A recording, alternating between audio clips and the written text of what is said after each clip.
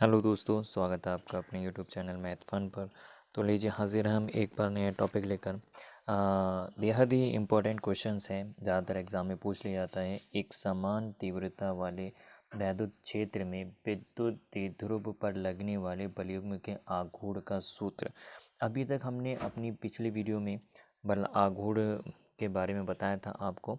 ठीक है, अब बात करेंगे हम यहाँ पर क्या कि एक समान तीव्रता वाले वैद्युत क्षेत्र में स्थित वैद्युत द्विध्रुव पर लगने वाले बलयुग्म के आघूर्ण का सूत्र। जैसा कि आप डायग्राम में देख रहे हैं, मैंने यहाँ पे एक वैद्युत द्विध्रुव लिया, यानी कि दो आवेश लिए हैं और उन दो आवेशों को अत्यंत कम दूरी पर यानी कि 2L पर मैंने स्थित कर रखा है। ठीक है, एक पर +Q का आवेश और दूसरे पर काय का -Q का आवेश है। इन आवेशों को मैंने एक वैद्युत क्षेत्र पर स्थित कर रखा है और थीटा एंगल पर स्थित कर रखा है। ये आपको थीटा एंगल दिखता होगा। ठीक है, +Q आवेश के कारण एक वैद्युत बल लग रहा है हमारे पास F, जो वैद्युत क्षेत्र की डायरेक्शन की दिशा में जा रहा है, और एक हमारे पास -Q आवेश के कारण एक बल लग रहा है F। ठीक है, ये दोनों बल जो है वो एक दूसरे से अपोजिट डायरेक्शन पर है, यानी कि एक दूसरे के विपरीत जा रहे हैं। ठीक है, अब इसी डायग्राम की मैंने थ्योरी यहाँ पे लिख रखी है। माना एक समान वैद्युत द्विध्रुव एक समान वैद्युत क्षेत्र E में क्षेत्र से थीटा कोण बनाते हुए रखा गया, यानी कि ये एक वैद्युत द्विध्रुव है और इस वैद्युत द्विध्रुव को हमने वैद्युत क्षेत्र में थीटा कोण बनाते हुए रख दिया है। ठीक है, यदि वैद्युत द्विध्रुव के आवेश +Q व -Q हैं और दो आवेश दे रखे हैं, +Q और दूसरा -Q आवेश दे रखा है, वह इनके बीच की दूरी 2L है और इनके बीच की दूरी कितनी 2L है। तब क्या होता है, अब हम ये निकाल ले रहे हैं कि इस द्विध्रुव के कारण वैद्युत क्षेत्र की तीव्रता क्या होती है। ठीक है, हमें पता है वैद्युत क्षेत्र की तीव्रता, तो वैद्युत क्षेत्र की तीव्रता E = F/, क्या होता है मेरे पास Q होता है। ठीक है, होता है हमारे पास F/Q। अब अतः ये तो हमारे पास इसको समीकरण क्या मान लिया मैंने, 1 मान लिया। ठीक है, अब क्या होगा, वैद्युत क्षेत्र की तीव्रता हमने निकाल ली F/Q। ठीक है, अब हम क्या कह रहे हैं, इस +Q आवेश पर लगने वाला ये जो बल लग रहा है, ठीक है, F, इसको निकाल ले रहे हैं। ठीक है, अतः वैद्युत क्षेत्र में +Q आवेश पर लगने वाला बल हम निकाल ले रहे हैं। ठीक है, तो +Q आवेश पर लगने वाला बल भाई हम जानते हैं, हमारे पास क्या होता है, E = F/Q। तो F बराबर क्या हो जाएगा, E × Q। तो यहाँ पे बल जो आ गया मेरे पास क्या गया, F बराबर E × Q आ गया। ठीक है, जिसको मैंने क्या मान लिया, समीकरण 2 मान लिया। ठीक है, अब इसी प्रकार हम क्या देखेंगे, -Q आवेश के द्वारा, ठीक है, लगने वाला बल। देखो बल तो बराबर लगेगा मगर डायरेक्शन क्या होगी, अलग अलग होगी। ठीक है भाई, बल ऐप निकाल लिया, बल ये बल के मान तो बराबर होंगे लेकिन उनकी दिशा क्या होगी, अलग अलग होगी। तो मैं इस चीज़ को यहाँ पे लिख दे रहा हूँ। ठीक है, यहाँ पर इसी प्रकार वैद्युत क्षेत्र में -Q आवेश पर लगने वाला बल बराबर तथा असमान प्रकृति का होगा, असमान प्रकृति का होगा। ठीक है, हमने देख लिया, यानी कि बल के मान जो हैं वो बराबर होंगे लेकिन विपरीत डायरेक्शन में होंगे, यानी कि असमान प्रकृति का होगा। ठीक है, अब क्या होगा, अब हम देखेंगे, ठीक है, इस पूरे जो वैद्युत द्विध्रुव है, इस पूरे वैद्युत द्विध्रुव के कारण, ठीक है, लगने वाला जो बलयुग्म होगा उसको निकाल लेना है। ठीक है, कह रहा है अतः एक समान तीव्रता वाले वैद्युत क्षेत्र में वैद्युत द्विध्रुव पर लगने वाला बलयुग्म निकाल ले रहा है। ठीक है, मैंने आपको बताया।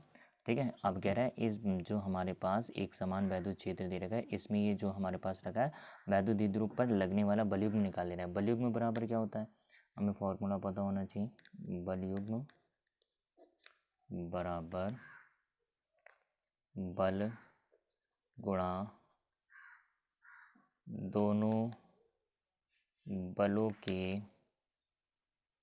बीच की लंबवत दूरी हो गई। ठीक है, लंबवत दूरी हो गई। ठीक, बलयुग्म को जो है हम किससे शो करते हैं, बलयुग्म को हमेशा टॉ से शो करते हैं। टॉ इज इक्वल टू बल को एफ से शो करते हैं और दोनों के बीच की दूरी कह रहे हैं कौन सी दूरी निकालनी है, लंबवत दूरी निकालनी है। ठीक है, तो लंबवत दूरी हम ऐसे रहने दे रहे हैं, अभी लंबवत दूरी निकालनी है दोनों के बीच की। ठीक है, इसको मैंने इक्वेशन मान लिया तीसरा।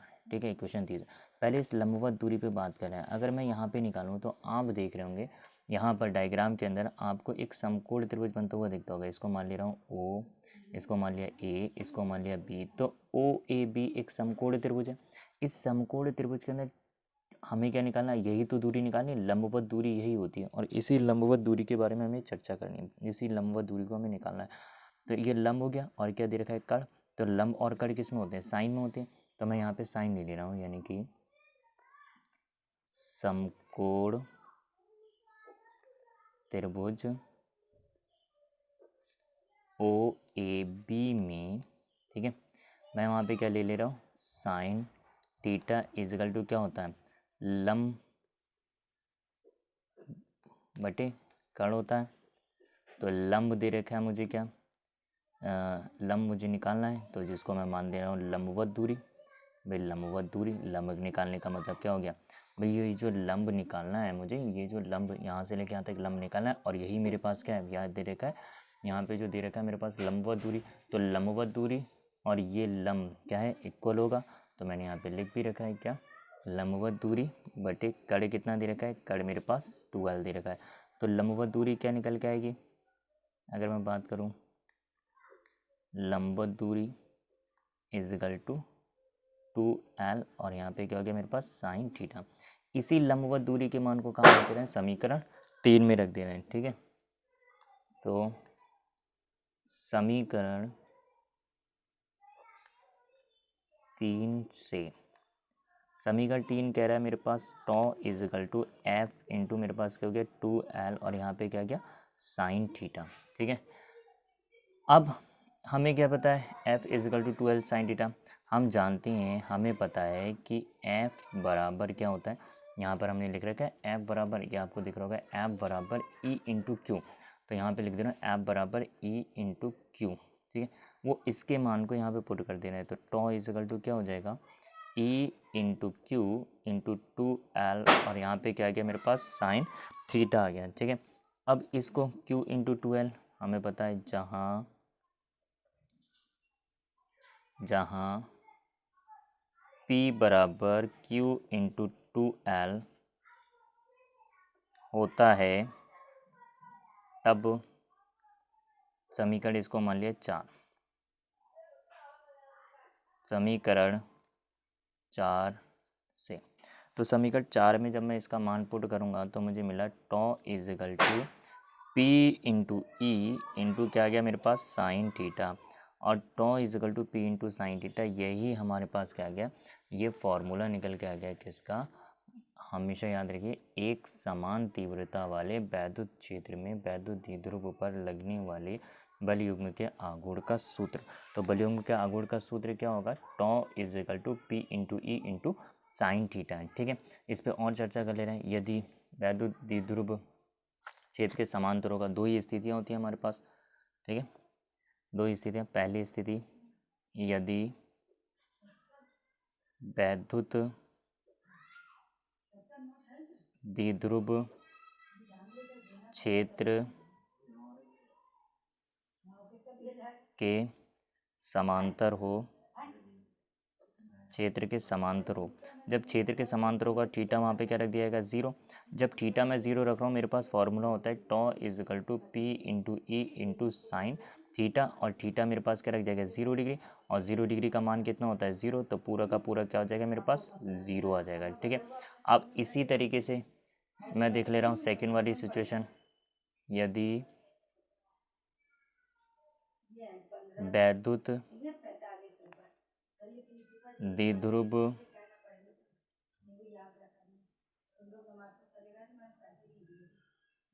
क्षेत्र के कैसा हो, लंबवत हो, तब थीटा बराबर कितना आ जाएगा मेरे पास 90 डिग्री।